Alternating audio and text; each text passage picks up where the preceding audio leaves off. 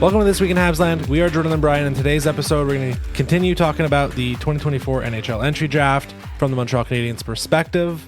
But before we get into that, Brian, we spent the whole episode last week talking about our top 10 prospects. And there was a bit of news about one of the guys. So I had ranked number 2 in Caden Lindstrom. I believe you ended up having him number 3. And we want to start off the episode by just kind of adding a little coda to last week's episode. And then we'll get into Habs draft philosophy, who do we like at 26, maybe trading up, and then just a whole assortment of fake trades with all the usual suspects at the end of the episode. So the news came out mid last week that it was Corey Pronman from The Athletic reported that Caden Lindstrom was dealing with a herniated disc in his back, so it was a much more severe back injury than maybe we had initially understood, although I would go out and say we didn't know much about the back injury anyway, so it just wasn't shared publicly. So obviously, Brian, you and I, not medical professionals, but just learning this, I have my own takes on it, but I want to know what you thought about this information. Obviously, it's a severe back injury. He didn't look healthy towards when he returned to the WHL playoffs. I don't know if that was still back related, but so what did you think about this news, and does it affect at all your outlook on Caden Lindstrom? Yeah, it does, Jordan. It for sure, I guess, alters my outlook. And like you said, we're not medical professionals, so I won't pretend that I know what the heck the repercussions of an injury like this have for a player long term. But from what I've read very briefly, it seems as though in some cases it's recurring and, very bad for the player long term. In other cases, a player can work through it. It depends on where on the back it's located. And, that hasn't been divulged, that we don't know. So absolutely, there's a risk there. My philosophy is, as always, Montreal Canadiens brass, do your due diligence, check up on it. If you feel as though there's too much risk and that there's another guy that you like who's available at that spot, maybe you go elsewhere. Just knowing that it was just some type of plain back injury the other day before this was released, I would not be saying this. I'd say, yeah, jump on Lindstrom. Who cares why he fell? If it's a little bit more serious than that, if you think it might be recurring, then, you have to think twice about it. And this sounds kind of like a bummer, but it's, I think, realistic. Does it mean that he might fall a few spots and then somebody who's undeserving of such an incredible player will draft him? Possibly. What was your reaction to this? What do you think about this news, Jordan? So yeah, I'll refrain from any type of medical commentary on it. I always ask the question at this time of year, why does news come out and who does it benefit?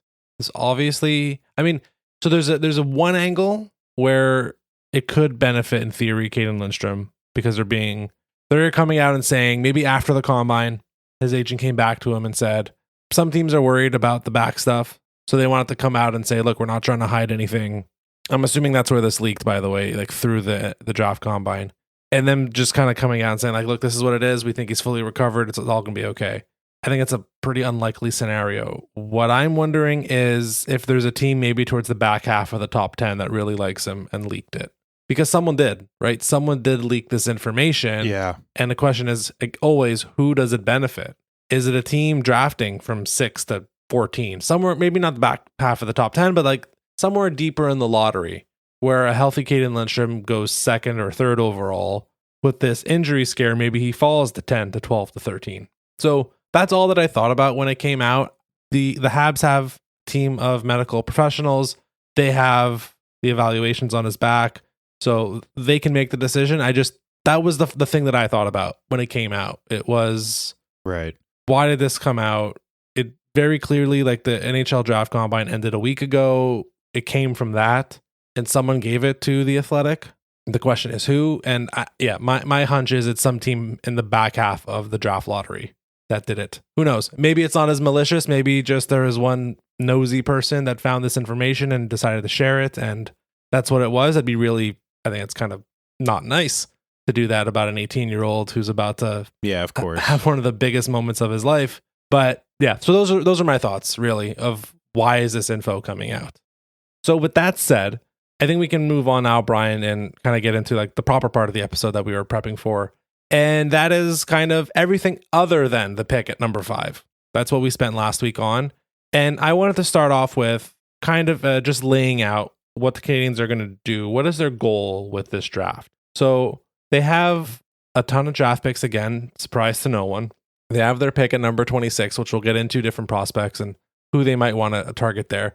Interestingly, this year they don't have kind of the double dip of the end of the first and beginning of the second, because thank you, Marc Bergevin. We traded that pick in the Christian Dvorak trade. So the Canadiens don't own their own second, but they do have a nice little batch of picks there at the end of the second, early third, between the Colorado pick at 57, the Habs pick at 70, and then the Minnesota Wild pick via the Joel Edmondson trade, if I recall correctly, at 78. And then just a cascading number of picks afterwards. They have a Sharks pick at the beginning of the 5th round that's a little extra value. But all in all, a ton of picks, maybe not so many high value second round picks as we have become accustomed to, but they have enough draft capital to do stuff on draft day. We said this basically all year, especially when they added that Winnipeg pick at number 26, or we didn't know where it was, that, okay, they're going to be able to do stuff at the draft. They're going to be one of the bigger players. So, Brian, let me ask you this question. If you are Kent Hughes and Jeff Gordon, what is your goal coming out of this draft? Taking out, again, compartmentalizing that number 5 pick for now. We talked all about that. We know what's at stake there. With the rest of the picks, we've seen it in the past. Like, there are some patterns, and we can talk about in 2022 and 2023 what the Habs have done. But if you're them, what are you thinking about? Like, okay, I got all this other stuff to deal with, plus excess players. What's my goal? So number 1 is consolidating to get the guy you want. That would be my philosophy. You know, not counting that number 5 pick. They have 11 other picks to deal with. Are they going to pick 11 players? Probably not. I'd be happier if they traded a bunch of them to either move up in the draft or get, we'll talk about trades later for existing players, non-draft picks. But if they were to consolidate, say, 2 of the 7s and get up to a middle 6 to get somebody they really like there, that I'd be happy with. I think quality over quantity at this point with the Montreal Canadiens. And with the late pick in the first, assuming it's not traded, the pick in the second, and those 2 third-round picks, I want high ceiling. That is absolutely what I'm looking for, high ceiling. We have a plethora of high floor guys who probably will crack an NHL lineup, third, fourth line guys, third pairing guys, that type of thing. What we're lacking is high skill, and albeit rare, you do sometimes find high skill, high ceiling guys later because of a minute problem that seems to scare everybody off. And we're going to get into the specifics of this a little later. Like, I have some possible gems on my list that we could look at a little later, but just philosophy wise, I think absolutely with those 4 picks that you have after your number 5 pick, that's what I'd be looking for. And then more specifically in terms of position, because like when you're picking top 10, top 20, even in the first round, I would say best player available. As you go lower down and it's harder to assess, like you're picking 70th, it might be harder to assess who the best player available is at that point. The disparity between quality of players is lesser. At that point, right-handed defensemen and big forwards. Yeah. So assuming that a player has high upside, very high ceiling, right-handed defenseman, and big forwards. That's who I'd be looking at just in terms of the things that you can't change about a player. Their positioning is not going to change. If they're a right-handed, right-shooting D, that's not going to change. And then their size won't change drastically. So those are the things you can't really change. If somebody has a high upside but lacks a little bit of board play, like the ability to go in on the board, separate man from puck as a right-handed D, for instance, that's teachable, right? So guys who are teachable, guys who have very high upside. I would say hockey IQ, which I don't even really have to mention because Team Hugo always drafts for high hockey IQ. Like, it seems that the past 2 years, we've seen tons of that, especially in the higher rounds. So on that front, I'm not that worried, but those would be my priorities. Do you think that's in line with Team Hugo's philosophy right now? And also, what are you thinking about this?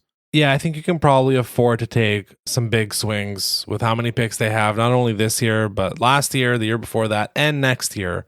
So I think that's an absolutely correct take on that you want to go shoot for upside. It's okay if you have the 11 picks. Let's say you end up using 9 of them. Take swings on 7 of them, because I think you're okay from a quantity standpoint in the prospect pool. Beyond that, in terms of positionality, like I don't think they need goaltending. I don't really care otherwise, left-hand or right-hand defensemen or forwards or centers. Just get me players that you think can break through. So I wouldn't put as much of an emphasis on right-handed shots and left-handed shots. Like, we have you look at the depth chart right now. You have Logan Mailloux, you have David Reinbacher, you still have Savard for another year or so. You have Justin Barron in theory. Like there's guys on the right side that you're kind of okay with, and you can always trade for some. So I wouldn't worry too much about the imbalance between left and right. I just want take swings this year.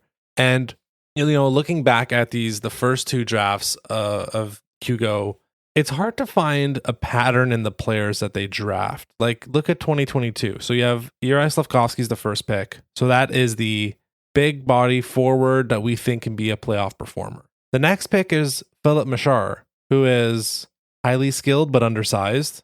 And then right after that, you go with Owen Beck, who was viewed as one of the safest picks in the entire draft. And then you have Lane Hudson, who is crazy upside, huge boomer bust potential. And you can keep going with like Vincent Zrohr and Adam Engstrom, a little bit more safe picks. So like I found no pattern there, really. 2023, Reinbacher kind of fits the Slafkovsky mold of, okay, like bigger guy, is the prototypical player that will perform really well in a postseason. And then they drafted some overagers in Konushkov and Florian Jacki. Jacob Fowler is kind of I still don't know why he was a third round pick, but Jacob Fowler is kind of more of the upside angle of it. You have someone like Philip Eriksson who was injured throughout the year, so that's another swing upside. So I couldn't really discern any patterns in the guys that they actually drafted other than two things. The first round picks that they've made, Juraj Slafkovsky, Philip Machar, David Reinbacher, all Europeans, all played in Europe during their draft eligible season. And then the other piece, it's not the players they picked, but what they did with that capital is obviously trading for Kirby Dach and Alex Newhook. So those are the only real patterns I've seen. It's sure maybe the higher end players they view as like playoff ready, but that's a 2 out of 2 sample size. I wouldn't really look at that.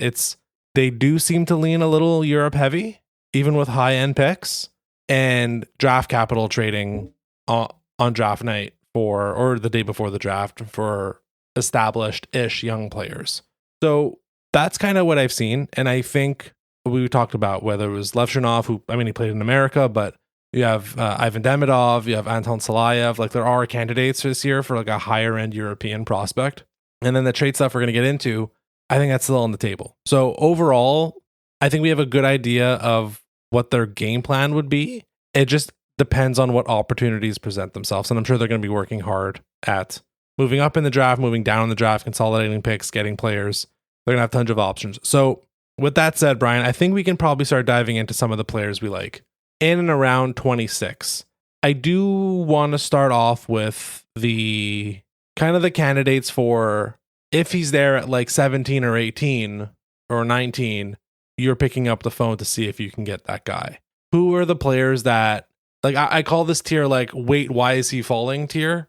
If you're at 26 and you have this guy ranked 18th or 19th. I mean, we've talked about this in the past. We've talked about in 2022 with Frank Nazar of what if he fell? Or I think Jonathan Lekkerimäki was another one. I'm like, oh, what if those guys end up going like in early teens? So it wasn't much of a big deal. The two guys I've identified here, I talked about Liam Greentree briefly last week. I really still think that's a guy who might be sitting there at 20 that is extremely underappreciated because of the team that he was on in Windsor in the OHL. Like there are concerns about his skating, and when we get to Sacha Boisvert, I'm sure that'll come up again. But with Greentree, like he has the handles, he has the playmaking. That being said, I think I think there's a chance that he is one of those guys that's falling, and you're like, wait, he's there at 19 and 20. And the other one is obviously Michael Brandzeck-Nygaard, who is just like found him at the World Juniors. He is awesome and might lack some high end skill, but he doesn't do anything below average. I think he's gonna be great in the playoffs. All the scouting reports from the Elite Prospecting Guide just showed how awesome he was in the postseason already. Like he is built up at 6'1", about 200 pounds. So those are the two guys that I identified. And we can get into them a little bit more if you want to. Of if we get to pick 19 or 20, then you're picking up the phone to say, okay, wait a minute. How can we move up to get those guys?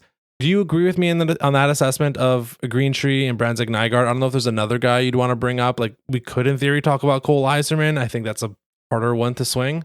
But because Yzerman is a bit more flashy, so that might just get him to go up a bit in the rankings, where I do think Greentree and Brandzeck-Nygaard might fall back a little bit. So yeah, what do you think about those players? Was there any other player that you had in your mind of, oh boy, I'd really like the Habs to be able to go out, spend some capital, and move up from 26 to 21 or something like that? So I want to do these in order. I want to tackle them in order of like how high they're likely to go. So I'll start with Yzerman. He wasn't on my list, but you mentioned him, so I'm going to talk about him. Goal scoring is paramount in this league. Like, what else do you want? You want goal scoring. If he's there at 14, 15, 13, 12, do you pick up the phone? I'm inclined to think that they might just do that. Like we said on the previous episode, at 5, it's too much. It's, you don't take Yzerman. There's too many question marks. But if it's the difference between getting a guy at 26 who you're not sure is going to pan out, or Cole Yzerman, who has the best scoring potential of anybody in this entire draft because he dropped to whatever, 13, 14, something like that, I think you pick up the phone, you make that call, trade one of our left-handed defensemen with 26, and maybe that gets you it. So that's my feeling on Yzerman. I agree completely with Greentree and Branson Nygaard. I knew you were going to bring up Greentree, so I didn't even prepare anything. I just agree. 100% agree. If he's there at like 20, 18, something like that, pick up the phone. Branson Nygaard. I just want to pause on Greentree. Again, I'm just going through my notes. Like, people need to understand how bad that team on Windsor was. Entire game plans, and again, maybe this is my OHL bias because I watch, of all the junior leagues, I will watch OHL the most. Teams would like game plan around Liam Greentree on a really bad team, and he still finished with 1.4 points per game. Yeah, I think it might be slightly higher. I forget where exactly it landed, but like really difficult stuff. Like, he's 6'2", 200 pounds. I think there's a lot of stuff there. It's the skating that would be scaring some teams away, like very legitimately. Like, it's okay. Like, I'm not trying to argue him for like a number 5 pick here. The skating is a concern, and that's something that I will say, as myself as an evaluator, I need to better understand. How limiting can skating be? What skills does skating affect most as you develop the pro, and how much better can you get as a skater when you're already 17 or 18? These are things that I need to still better understand as an evaluator, but that said, it wasn't enough to like scare me away from like the Liam Greentree hype. Like, I was curious to see if elite prospects would dare have him at number 10. They put him at 15, which I think is a fair ranking for him. But I thought there was real potential for him to be right around the top 10. Sorry for cutting you off. I wanted to wrap up on the Greentree stuff because I think he's absolutely awesome.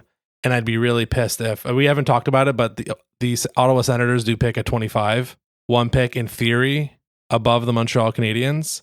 And I just hope it's not a player I want the Habs to take, that they take at 25 and we get a little awkward situation. I'm not going to say a Selke winner that was in Boston that went one pick either before or after one of the Habs players, but I don't want to create one of those. Anyways, so continue going. If you're talking about Bergeron, it was after, so we could have gotten him.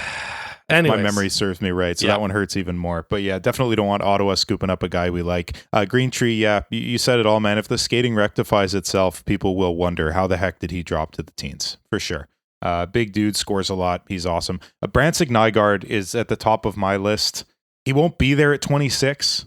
If he is, because people were sleeping, you grab him and you put him with Owen Beck and whatever left winger you like, and you have the best two-way third line in hockey for basically a generation. The only way he's still there, even at like probably 20, is if every single other team is drafting for high upside exclusively above all else. If they're drafting for high upside, Branson Nygaard's not that guy. You would go Chernishev, you would go Hage, you would go even Artamanov. Like, there's guys who have very high upside. Branson Nygaard is not that. He has an incredibly high floor. He's a relentless forechecking machine. He hits hard. He's going to play in the NHL, Jordan, for sure. And he's going to match up against top lines of the opposition. He's going to frustrate the hell out of them, and he's going to keep them from scoring. So if you go high upside with your 5, if you know that later on you're going high upside with every other pick, and you have an opportunity to get Branson Nygaard and just sort of round out your top 9, maybe your bottom 6 realistically with him, I think that him and Owen Beck would be a scary line for other teams to go up against and could be an absolute playoff performer, as you said. So I know that with my first guy, I'm going exactly against my philosophy of high upside, high upside, high upside, but I had to put Branson Nygaard. I like him too much. Andrew Bashaw is my next guy. This is a guy who has a good floor and ceiling, so it's not purely upside. I think that his pace is amazing. He needs to sort of improve everything else. If those things don't improve, the fact that his pace is so good and his motor is incredible, his defensive acumen's really good, he has the potential to be a really great 200-foot winger on the third or fourth line. But also his ceiling is very high because if he improves all of those aspects of his game, he will be a dual threat in the offensive zone. So he could be great in the top 9 as well. So that's why I like Andrew Bashaw. Consolidated ranking has him at 21st. Elite Prospects had him at 18. So we're getting a little bit closer to that 26. So only trading up a few spots potentially. The next guy I have is Igor Chernyshov, 6'2", 195. He's well-rounded. He's abrasive as hell. He was really dominant in the MHL.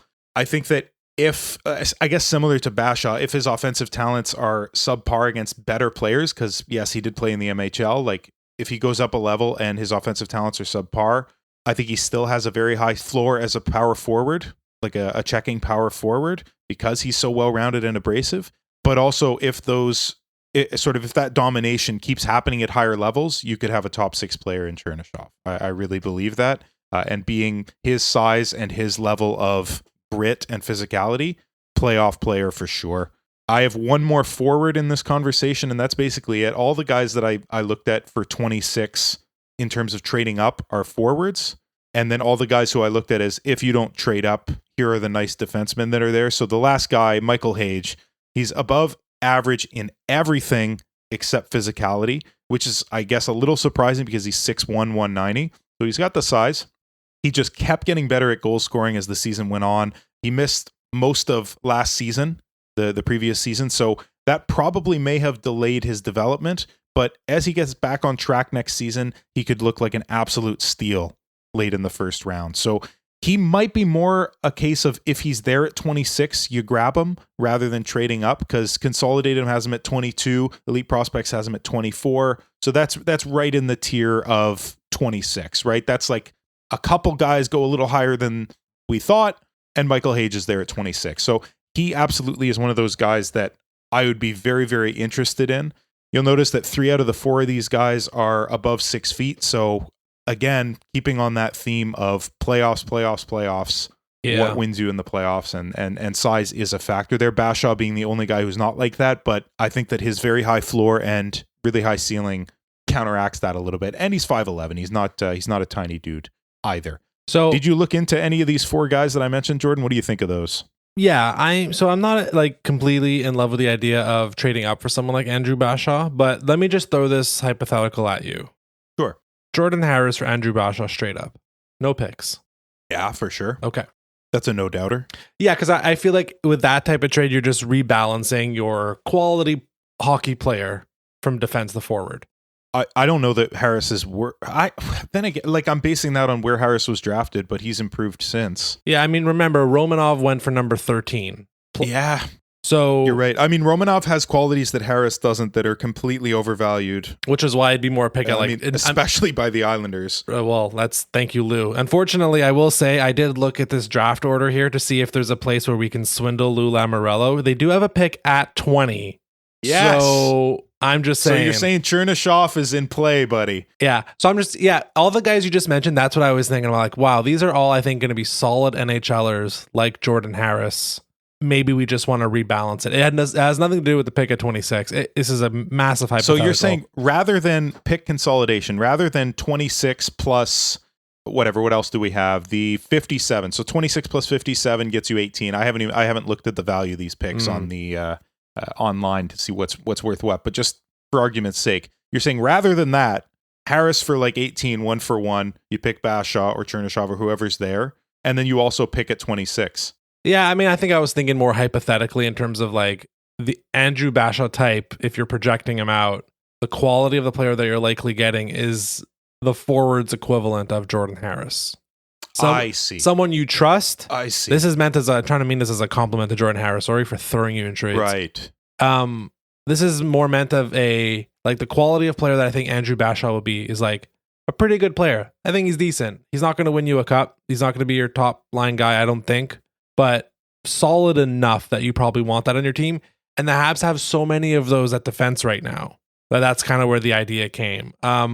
So that's interesting. Yeah. Just a thought. The other guy there, I guess you're not going to mention him, is Sacha Boisvert, 6'2", 180, center. I think the corollary between him and Greentree is kind of strong. His skating's worse than Greentree's is, unfortunately. So I would expect this is a swing. This is one of those guys that if you're sitting there at 26, again, I don't think he is not in the tier of let's trade up to get him. I don't think. No. That's not where I'm at with him. But if he's sitting there at 26, I think you look at him and say, I'm okay waiting 2 years, 3 years on this guy and seeing if the frame builds out a little bit more and skating maybe gets to at least league average, it would have to, then I think we have one heck of a player there. Then we potentially have a second line center. So absolutely. That's the other player I kind of looked at. I mean, Ryder Ritchie's another one too, where just, you know me, it's I look at who are the youngest players in the draft. I think Ritchie has like an August birthday.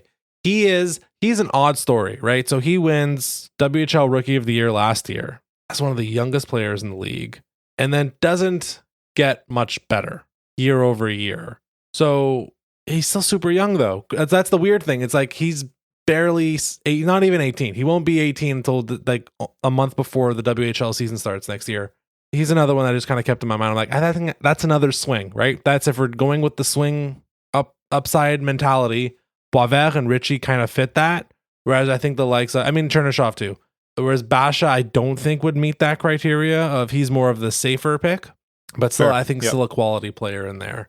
I have a couple others on the lower end of the consensus rankings that I think I'd like to bring up. I know you do too. I think we are contractually obligated to talk about Cole Hudson. Got to mention him. So he's ranked, I think it's 47th by Elite Prospects. Early birthday, elusive blue liner. Sound like someone we know. Left-handed defenseman, unfortunately.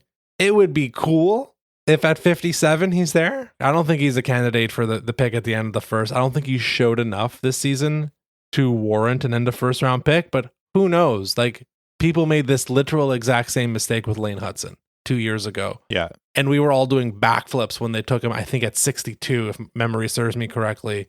If he's sitting there with that, when we get to that Colorado pick at the end of the second, I think it's more backflips.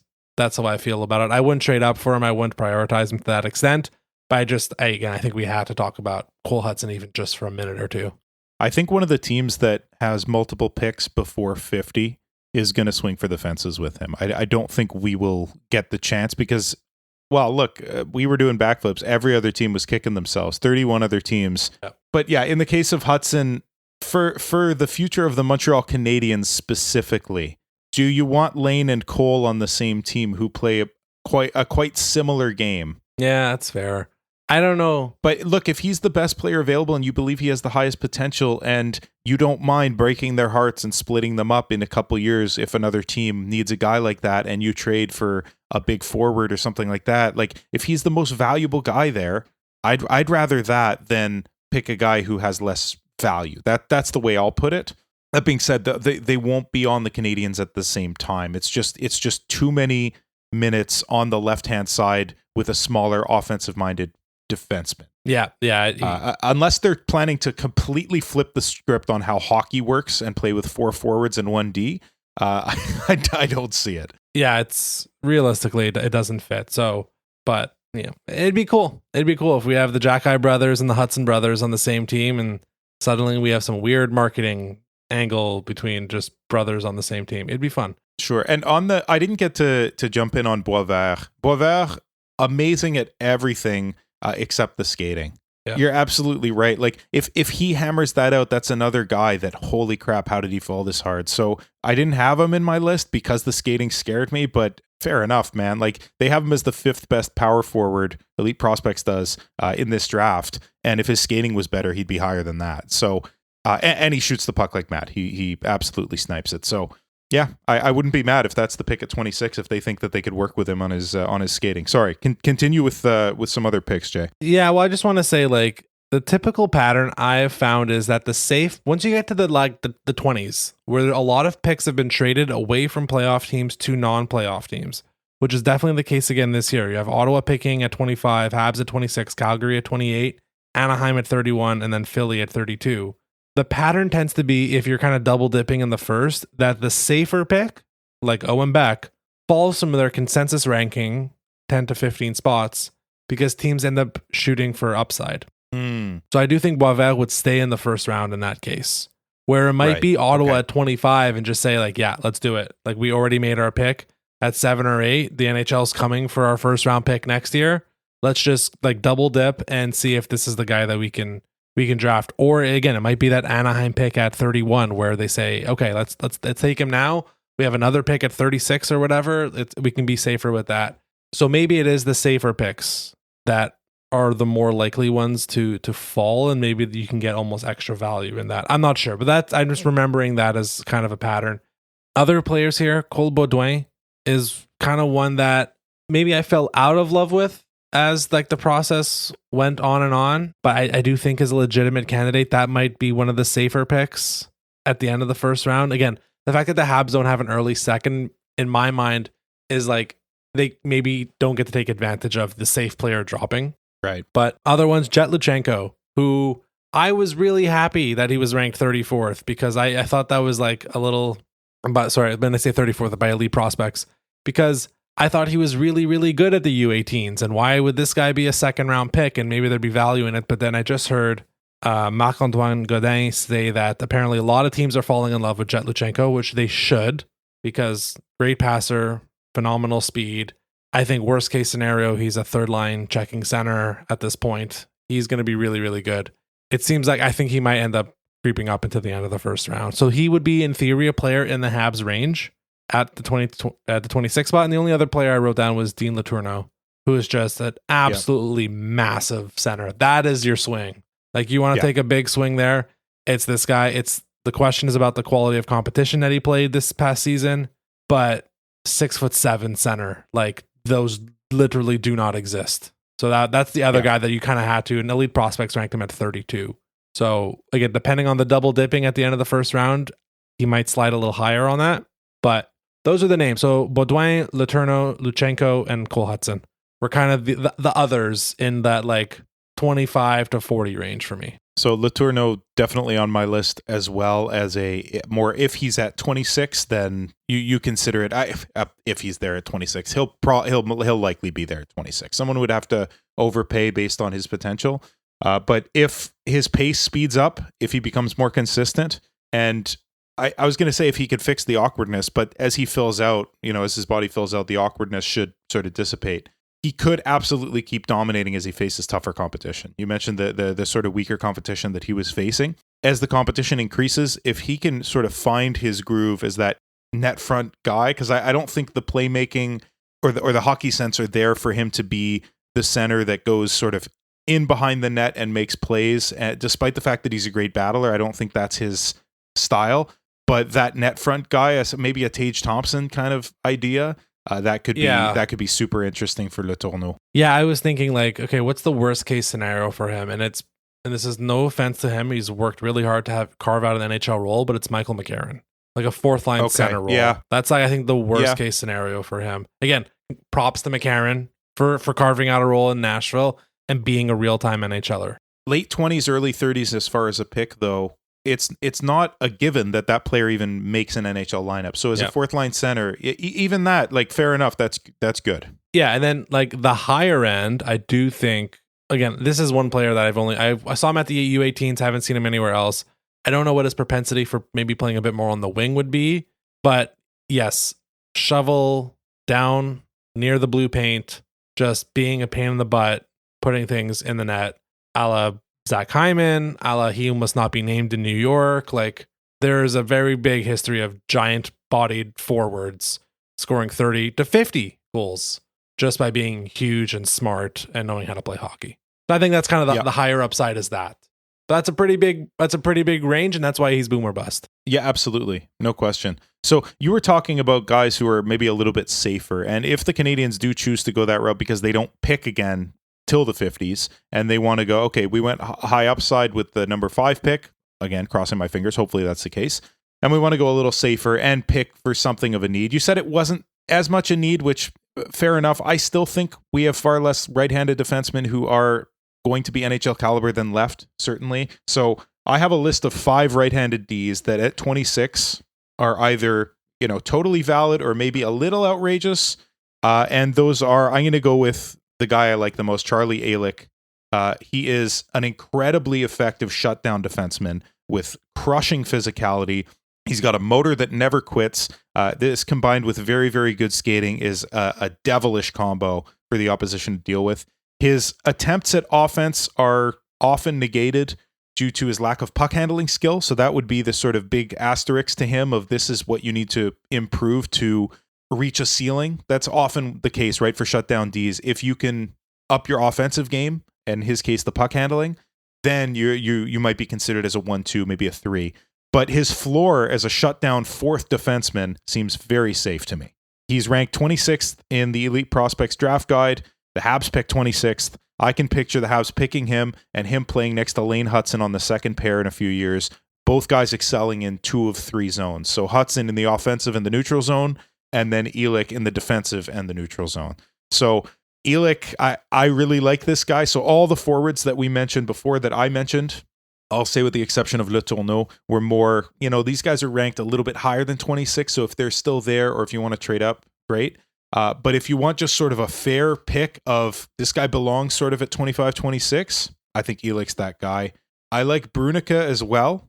This is a guy that between the consolidated rankings and Elite Prospects, a very different ranking, 55 in the consolidated and 27 from Elite Prospects. I am inclined to think that he's more of that 27 because I, like them, look at high upside, as I said before. So Brunica is not the Elik type. He's not the safe defenseman, floor of a 4D. This is the very, very raw, even for a young 17-year-old defenseman. You like the young guys. Brunicki is that. He at times looked like the best defenseman on the ice in all zones. He made top-end reads on D and then countered with brilliant quick attacks, 2-line passes, and then other times he overcommitted defensively. He forced a play or he just gave up the puck because of a missed handle. So if the flashes become his consistent level of play, even under NHL pressure, whoever drafts Brunicki is going to have a top pair gem. And who does it all, right? Brunicki does it all when he's playing well. And if not, you take the good with the bad, kind of like, dare I say, Mike Matheson, and you just limit his ice time versus the opposition's top lines. They're different profiles, right? They're not the same player. I just mean in terms of taking the good with the bad. We've said before, we love Mike Matheson very, very much. There are mistakes in his game. It doesn't help that he's playing 27 minutes in all scenarios. But Brunicki strikes me as that, if he pans out, this really raw young player, holy crap, how did he fall to the late 20s? This is a top 10, top 15 pick for sure. And if he doesn't pan out, I think he'll still make an NHL lineup, but in a fifth or sixth kind of role. All right, so enough beating around the bush. Just tell me Adam Jiricek is like one of your next guys at this point. If you're really diving into it seems like you're really keying in on guys who are projected as late first, early second, right-handed shot defensemen. If Adam Jiricek is not on this list, we're ending the podcast right now.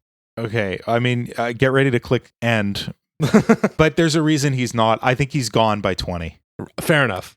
I think he's gone by 20, and I think that if the Canadiens really do want to trade up, I don't think it's for a guy like Adam Jiricek after they drafted Reinbacher.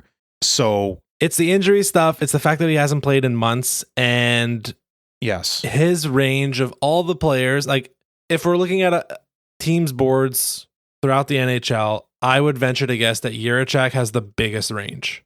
That I think there'd be teams that would be willing to take him at the end of the lottery. And I think there are definitely some teams that just have him not on their boards. Just like, nope, huge medical risk, goodbye. And other teams are like, yeah, we'll take him for our end of second or early third round pick. So I think his range would probably be some of the biggest compared to any other player in the draft. Like, and just I will say, I did chuckle a little bit at Charlie Elik. Of course, like people have read like the Elite Prospects Guide. His biggest comparison, of course, is Caden Gooley, a player who Brian is aggressively trying to trade, apparently. Are you kidding me? I'm kidding. I'm not even going to let you make that joke, Jordan. I love Gooley. Give me 15 get a minutes. Right-handed Gooley. Yeah. Okay. We'll see where we are in 15 minutes. Uh-oh. Yeah, Charlie Elik, I don't know. Like, wait, is there a universe where Zane Parrick and Charlie Elik are the two picks at the end of the first round and Habs Twitter just sets itself on fire? I'm here for it. I think that would be hilarious. I don't know what that says about the philosophy of not needing high-end talent at forward and just wanting high-end talent at D, but no, there's no universe. It's one or the other, I think. Fair enough. Okay. All right. Despite they have very different profiles, they're both right-handed D. I think it's one or the other. So if Reinbacher wasn't the pick last year, if they had picked Leonard or Benson or whoever, doesn't matter. Yeah. Totally, I could see that. But they made their bed with Reinbacher, who's going to be great. Yeah. I don't think you need to double down on other right-handed Ds at this point, unless you're at 26. And Elik, Brunica. The other guys, I'll just mention quickly, EJ Emery. Amazing skating, amazing physicality. The other elements have to improve. Dominic Badinka, another great player. Those are both big dudes as well. That helps. Ben Danford is sort of the guy who also has a very big gap. I tend to agree with elite prospects, him being at 30. The Consolidatum has him at 61. So that's another guy with a big range, sort of like Juracek, Will, and Brunica did. So there's definitely options there. This isn't sort of like, I think, was it Willander and basically nobody else? You know, remembering last year's draft where that's sort of the great right-hand defenseman in the 20s. And if you don't want him, well, too bad. And you know what? I'm definitely misremembering, Jordan. You know, your memory is better than mine. Maybe you remember another guy, but he was at least right. So from our perspective, he was the guy. Yeah. The Willander stuff last year his range was pretty wild. But because of it was after Reinbacher, who was the next right-handed defenseman, and we were thinking like, hey, like maybe up at the pick I forget it was the 31st pick, right, with the Florida pick, like he might be an option, or maybe package 31, 37 and move up, because if we were thinking they may want to draft a forward with pick last year, and then Willander goes 11th, right? So premium positions, which right-handed defensemen tend to fly up a little bit. Well, just to summarize that, this year that doesn't seem to be the case. Like we've listed 5 or 6 different right-handed defensemen: Juracek, Elik, Brunica, Danford, Badinka, Emery, who all realistically could be in that 15 to 45 range, and then there's a few at the top end as well. So I'm very curious about this, and maybe we could reanalyze this in a few years. We don't have to spend time on it now because we're already going long as usual, but is this a position that is starting to change? And this is the first draft where there's more right-handed defensemen up high than left-handed defensemen. And maybe there's a change. I mean, this season could be an outlier. This draft could be an outlier, but it'd be interesting in 5 years to see if that continues. Yeah, absolutely. Just a thought. Right. Okay, so maybe let's transition out of the prospects for the pick in and around the end of the first round and kind of move towards the other big fish, which is the potential for trading for established NHL players. So the one thing I want to kind of frame out here before we get into it, because we're going to talk about Necas and Zegras, we will say we're going to try to limit it because there's only so much you can talk about. I think more specifically for Zegras than Necas.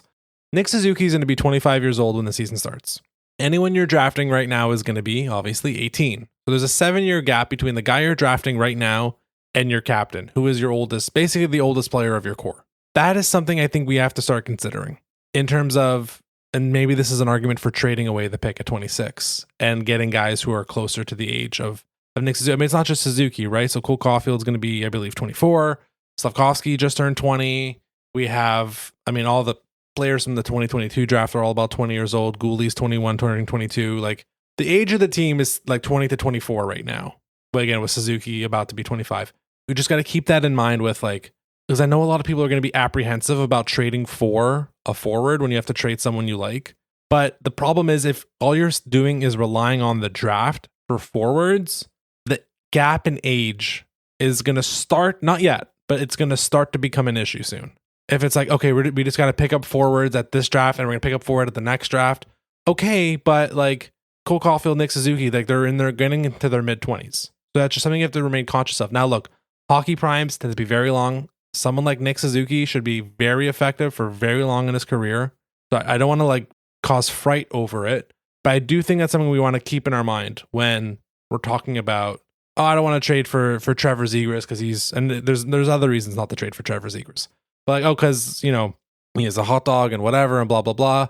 And let's just keep our pick. It's not worth it, Okay, but Zegras is a more proper age group for Kirby Dach and Juraj Slavkovsky and Cole Caulfield and Nick Suzuki and Joshua Roy, right? Rather than no, let's keep our 2025 first round pick, who is 17 years old right now. Right.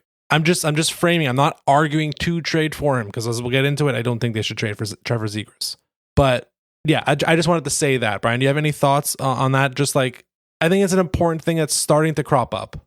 Sure. As far as philosophy goes, I'm inclined to agree with you 100%. Like Suzuki, 25 years old, entering his prime right now, basically the next few years. So your best player, at least for the time being, your best player, your captain, entering his prime, you want him to have the opportunity to start leading this team to victory. And you don't want him to be 28 by the time your next best forward, not named Slavkovsky, let's say, who we're drafting this year, let's say, enters the lineup and starts being in the top 6.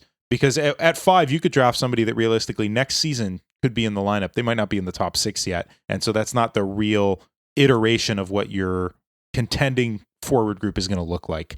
The one thing with Suzuki I will say is that I hope and think that at 37 years old, he's still going to be contending for the Selke. So that's the one caveat to this whole discussion, is that he's going to age beautifully. But certainly while he's young, you also want him to have 12 years of contention. You don't want it to start when he's 33. So definitely I'm on board philosophy wise. The reason I'm saying philosophy wise is because yet again, I don't agree with the Zegras specifically, but maybe Jordan, because I think you're preparing some mock trades for me here. Maybe you've prepared something that is able to change my mind for Zegras or for somebody else, because there are other guys here. I didn't make any mock trades, but I have 7 guys that are on my list of, I've seen these in trade rumors, and these could be trade targets for the Montreal Canadiens. So these guys do exist. So let's get Zegras out of the way. Let's just deal with him right away. The more and more I thought about the idea of Trevor Zegras as a trade, and importantly, what you'd have to give up, which I do think is more than what you'd have to give up than for Martin Necas. Like, I think of all the guys we're going to talk about, unless there's someone you've uncovered, I think Zegras would have the highest price. Because there's RFA attached to him, because the contract's pretty good. Like Necas needs a contract. Correct. He has 1 year left on RFA. He'll be UFA after that. I'm sure we'll get the Patrick Laine. Like, there's a plethora of issues with Patrick Laine. Zegras, I do think for the price you'd have to pay, I don't know if it's worth it. So I didn't make this trade. I found it online. Get ready to laugh.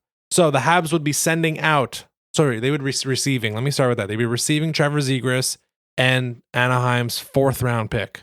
This year. Okay. Yay Habs. Going out the door, David Savard for some reason. A 2025 first round pick of the Montreal Canadiens, a 2026 third round pick of the Montreal Canadiens, Owen Beck and Justin Barron. I think like both teams say no to this. Like if I'm both Anaheim, teams say no. Like, why the hell does Anaheim need David Savard? No. I know just because he's a right-handed defenseman. He's like 34 years old. He does not fit the timeline. I wanted to bring this one up but framework don't wise, tell me who created this one, please. Don't tell me who created this one. I'm going to guess. This is a Habs fan who underappreciates Owen Beck.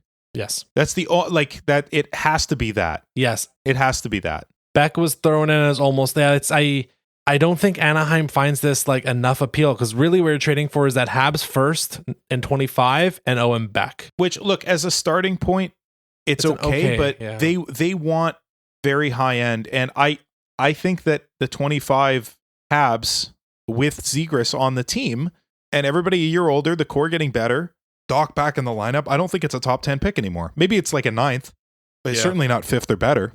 So for Zegras, who they think is the second coming of Jesus, despite the fact that they're trading him based on how much value they want for him, I'm inclined to think they don't agree to this either. I think somebody else is going to offer something with, like, what do they say? The trade revolves around the best piece in the trade, right? Like, that's who won the trade, whoever got the best piece. It's Zegras in this case with a bullet.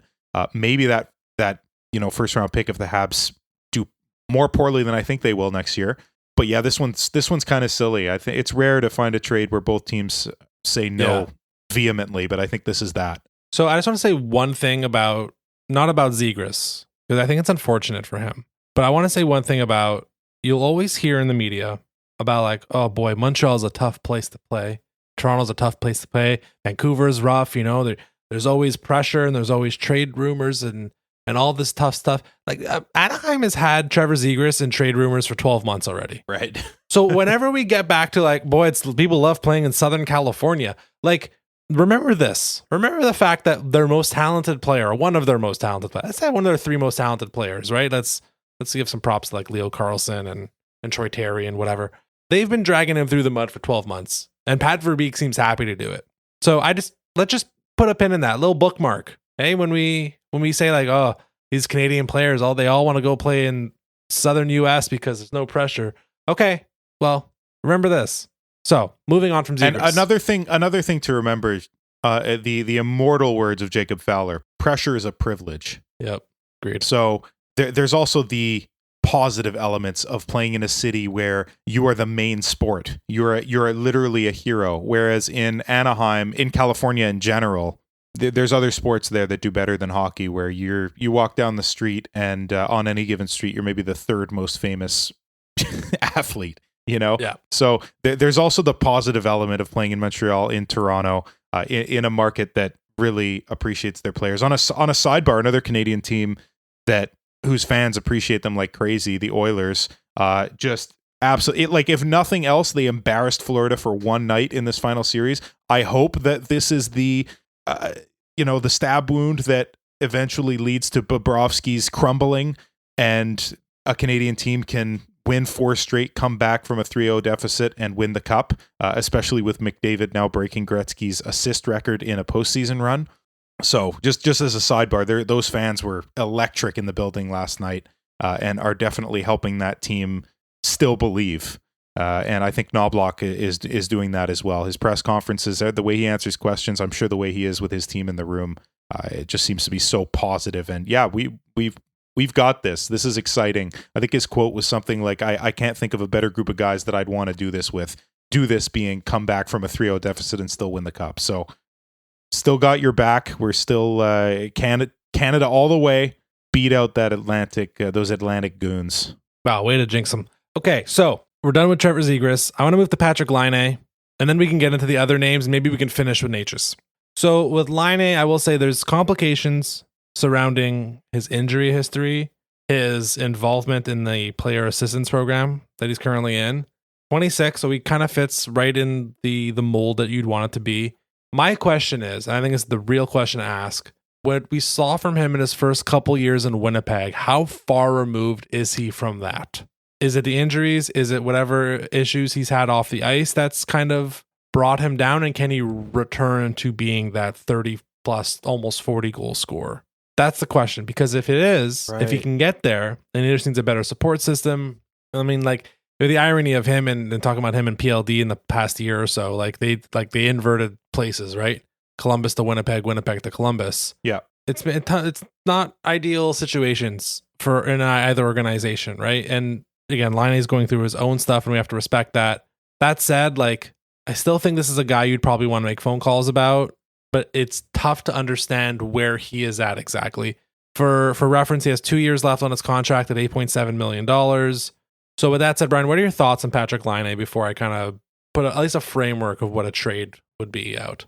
So Patrick Laine's best season, his career year in terms of goals, 2018, his second year in the NHL with the Jets, 44 goals in 82 games. So that's the question mark, is can he get back to what he did at 19 years old? Also 70 points. So 26 assists added onto that. So that's a very fruitful season. The next season, 30 goals, 20 assists. After that, 28 and 35. So he never really hit that level again. And even in the recent years with Columbus that he did well, it's more of a mid-30s, like high 20s to mid-30s goal pace. That's in 21-22 and then in 22-23. And then last year, 6 goals in 18 games. That's not enough of a sample size to really draw anything from.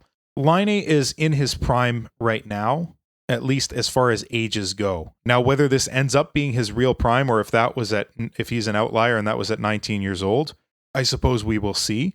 I think surrounded by better players than Columbus has, he could absolutely do very well. I don't think he ever hits 44 goals again. Just realistically, I think that probably was his ceiling. But if Laine is the type of guy who could hit 30, 35 regularly, even 25 to 30 regularly, complement with a few assists, second line player who in the playoffs looks great because of his size, his build, and his physicality, I'm inclined to listen to offers. So again, to summarize all of that, if the Habs brass believe that Patrick Laine can get back up to like 80% of what he was as a kid, 18, 19 years old, if they believe that, then I think that you absolutely consider a trade strongly.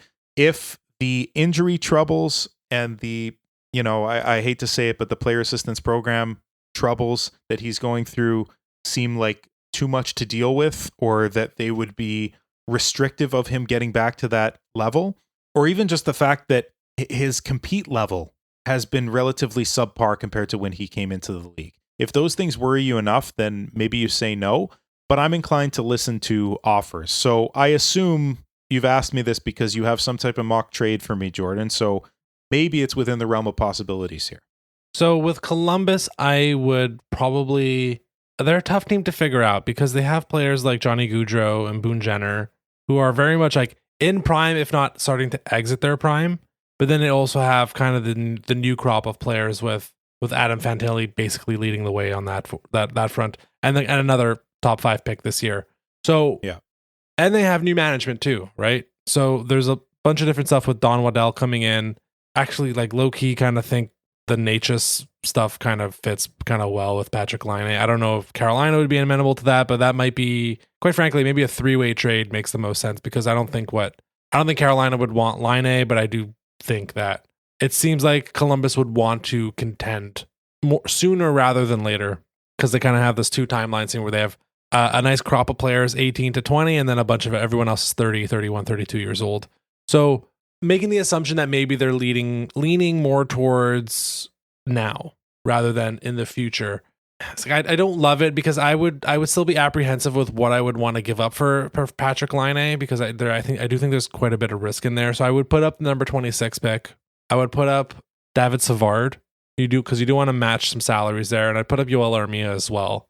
I don't know how much more I'd really want to put in, and I don't think that does it for Columbus. If they're trying to compete, that's still not enough. But the Canadiens are in this weird spot too, where they don't have like a good middle rung forward that they can send back. All the forwards that they like, they probably shouldn't be trading. And all the guys like on the next level are not worth it. Like I don't think we just talked about Owen Beck. I don't think Owen Beck moves the needle. Like 26, Beck and Savard. I mean, that actually might be an okay value on Columbus's part. But again, I do think, yeah, I don't know. Maybe that would be it. So let me throw that one then. It's Owen Beck, Savard, and 26. Who says no? Risk on both sides.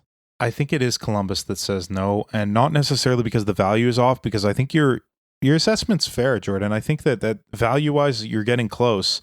I just think they're going to get a better offer for Laine. There's another GM who's going to have blinders on to the recent difficulties, who will be willing to move either a higher pick or a more high upside prospect than Beck or a better defenseman than Savard. So I think it's going to be another one of those situations where Waddell's going to get a better offer, and he's probably just going to take that. Okay.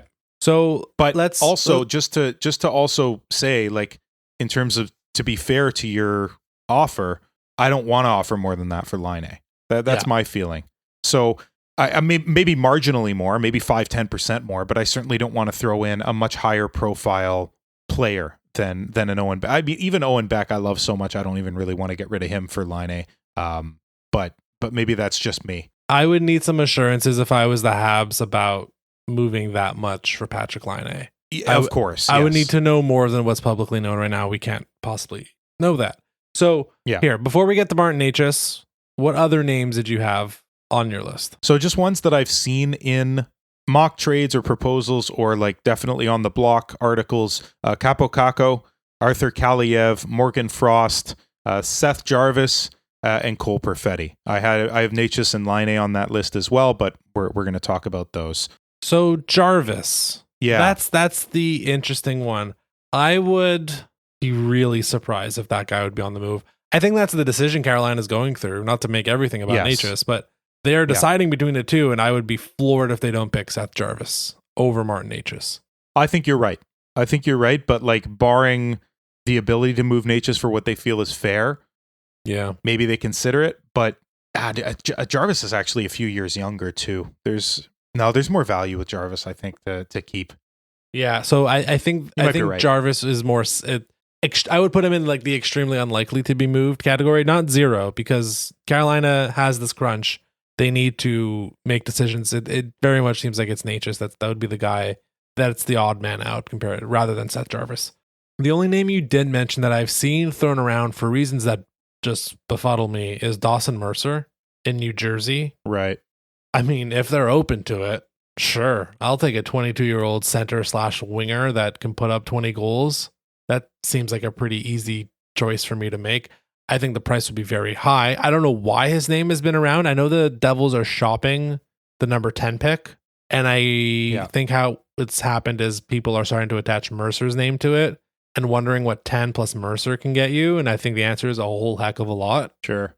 But maybe just to venture a guess, I mean, I know that he's not a perfect centerman in the sense that he's played wing as well a lot.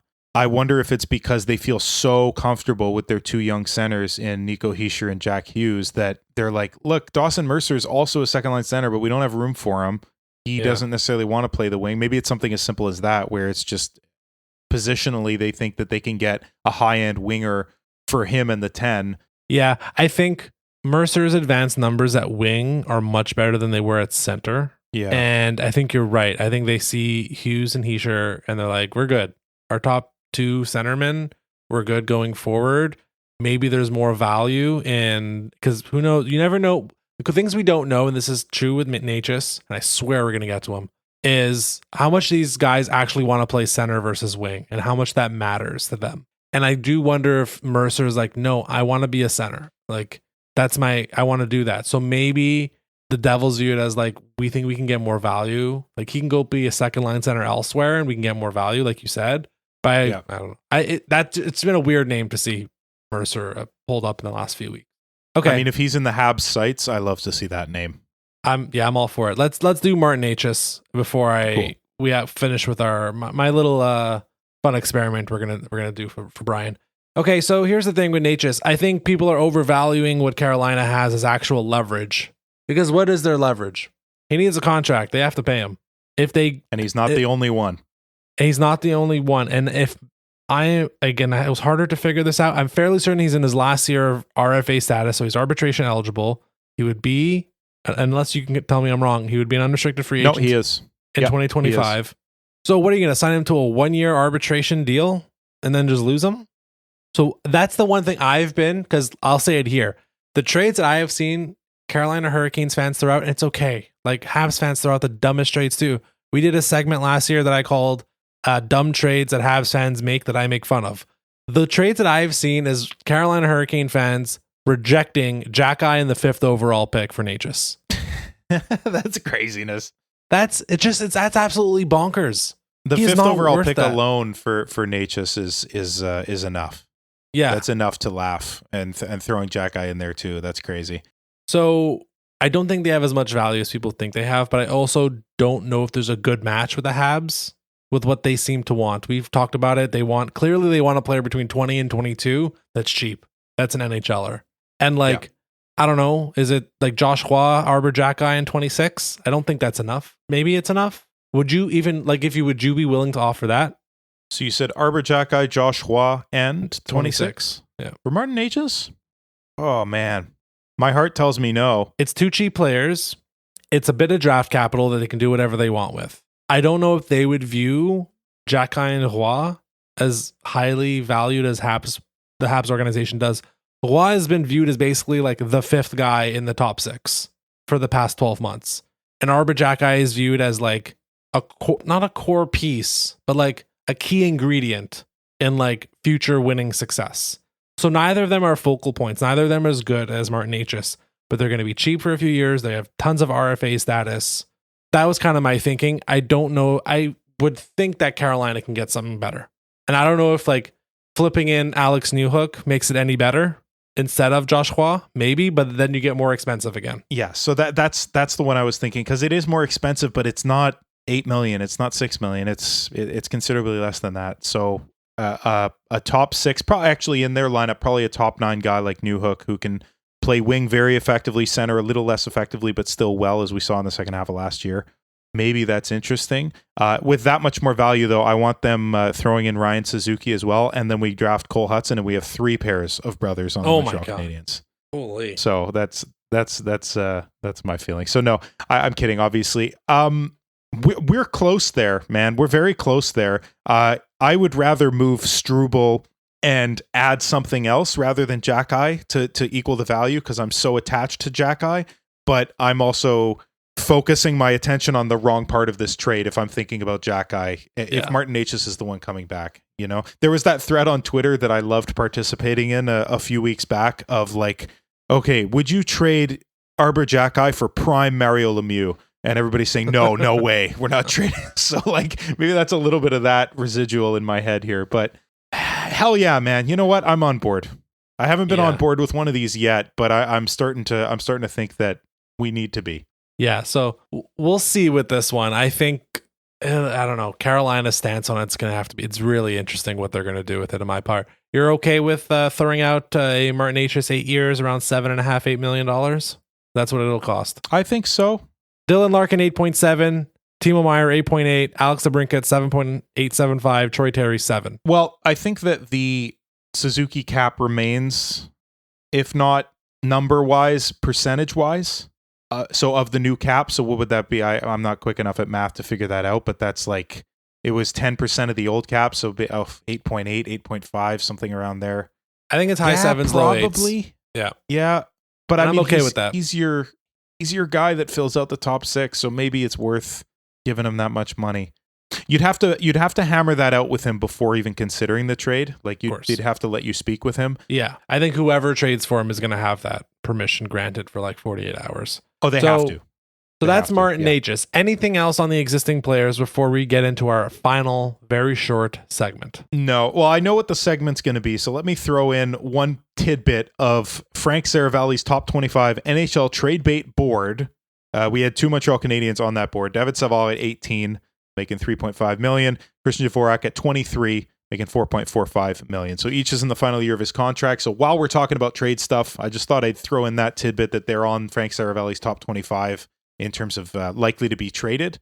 I think Savard, definitely. I think Dvorak, every team in the NHL who is even sniffing around him wants to see him play 20, 30 games healthy and see what they're actually getting with him before it becomes a discussion. So I appreciate it, Frank, but I think both of these guys are more likely to be traded up to the deadline.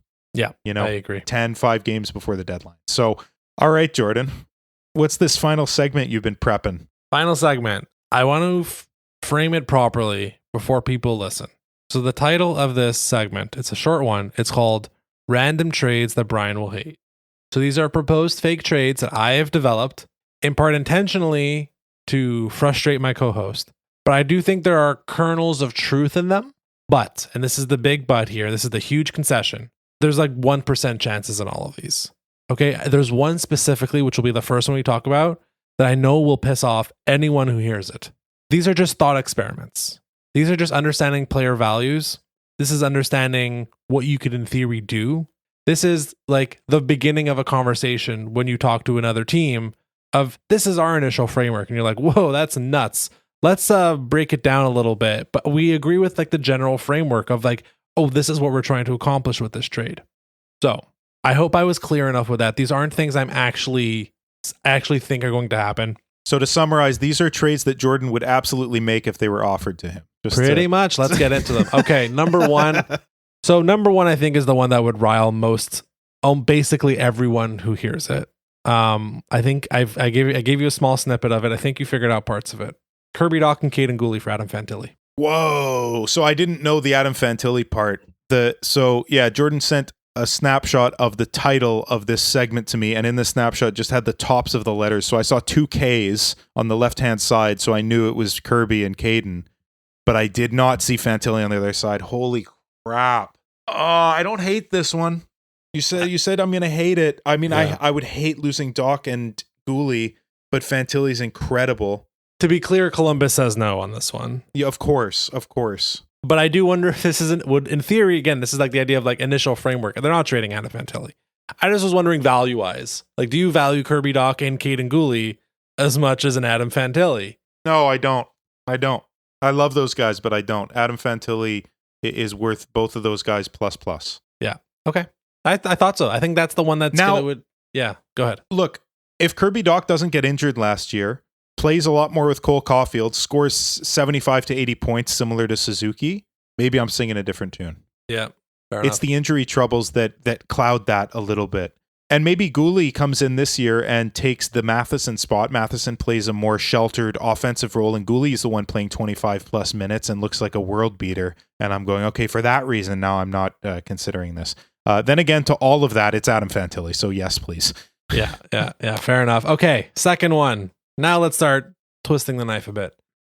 Edmonton's 7th round pick in 2024 for Jesperi Kotkaniemi and Carolina's 2nd round pick in 2025.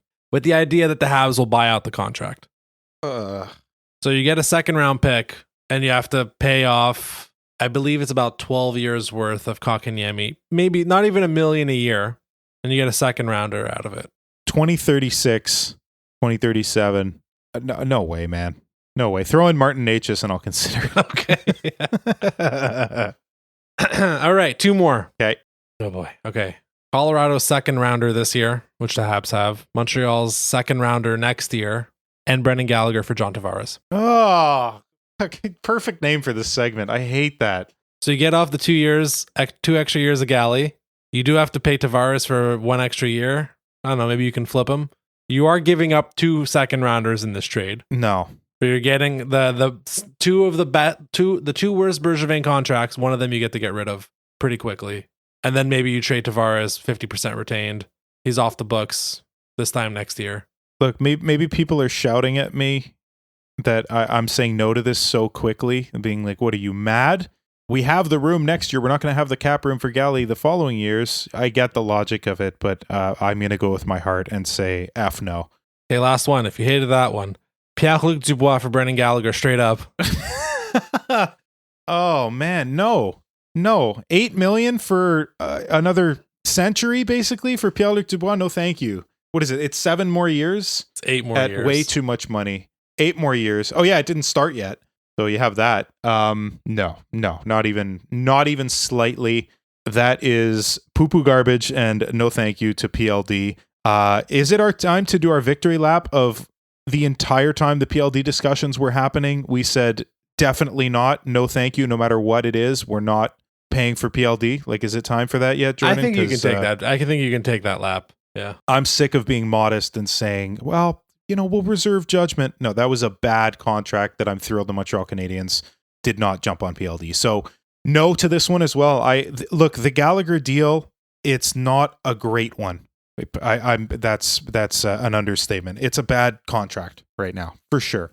But as a 3rd or 4th line winger for the next few years, while that contract goes away, you want Gallagher on this team. You don't trade him for a guy who you're going to pay more money for an extra bunch of years, who's going to be basically just as ineffective in like 5 years. So you're just delaying the inevitable. And yes, Pierre-Luc Dubois probably in the Montreal Canadiens system would be far better than he was last year. He might even look half decent. He will not look like an $8 million player. So no thank you to this one. Okay. That one I thought it's interesting from the point of, well, you're paying Gallagher 6.5 for the next 3 years. So what's paying 8.5 or 8.4 or whatever it is to Dubois for the first 3 years? Like it's $2 million more. What if for the first 3 years? You're right, but what if LA retains him? What if LA retains $1 million? So you're paying him 7.5. No. So it's cap neutral the first 3 years, or no, not for them. It would be cap neutral. For Canadians, you're still adding $1 million per year. And then, I mean, when's our window opening, Jordan? That's the prime question here. It's in 2-3 years. Like next year, I don't think we're in the playoffs. Chances are we're not. The year following, you're getting closer. Probably bubble team. And then the year after that, I'm hoping we're contending year after year for the next 5 years. And that's exactly when that Dubois contract is. And at that much money, I don't see him coming out of this rut that he's dug himself into. How many teams have to take a flyer on him for him to be apathetic in the lineup? You know what I mean? Like, how many chances does one guy get? That's how I feel about this. Way too much money for such a risk. I will say one thing in his defense, then we can wrap it. It's even all the players not all the players, many players on the Kings this year were openly public about their disinterest in the way they play hockey. That they don't like that system, and it has not gotten results over the past few years. It just hasn't. Sure, you make the playoffs, but you do 0 in the playoffs for a system that's supposedly good for the postseason. The players are like kind of for hockey players, at least, they were fairly outspoken this season on like, yeah, I'd like to show my skill a bit more and play a little bit more open. Right. Maybe there's some change going to happen there in LA, and maybe they play a little bit more open, and those guys get to show their skill, and Dubois included. He's not as bad as what we saw. This isn't a Huberdeau situation. Dubois is 25, 26. Like, there's still years of good mileage in there, but this is an interesting one. This is not a real trade that would ever happen, but I think it would be a framework around it. In theory, makes sense, but I think you're right. The Habs aren't touching an 8-year contract like that. Anyways, we'll wrap it at that. We've definitely gone too long, but hey, I got Brian got really angry in the last 10 minutes, so I think it was all worth it. We will be back next week where we're going to do kind of our final look at the draft and actually predict what's going to happen. We've talked speculatively about what the Habs will do around the pick at number 5, what they'll do with the rest of the draft. We're actually going to we have a fun idea set up around what's going to happen with the first 5 picks in the draft. So we'll come back for that next week. And if any new news and tidbits about maybe that affects our top 10 as well, we can get into that. So we'll be back for that next week. Until then, you can follow us at Habsland Pod on Twitter, X, and TikTok. We have finally succumbed to TikTok, unfortunately. And if you want to, please feel free to leave a 5-star rating on Spotify and Apple Podcast. Until next Monday, go Habs.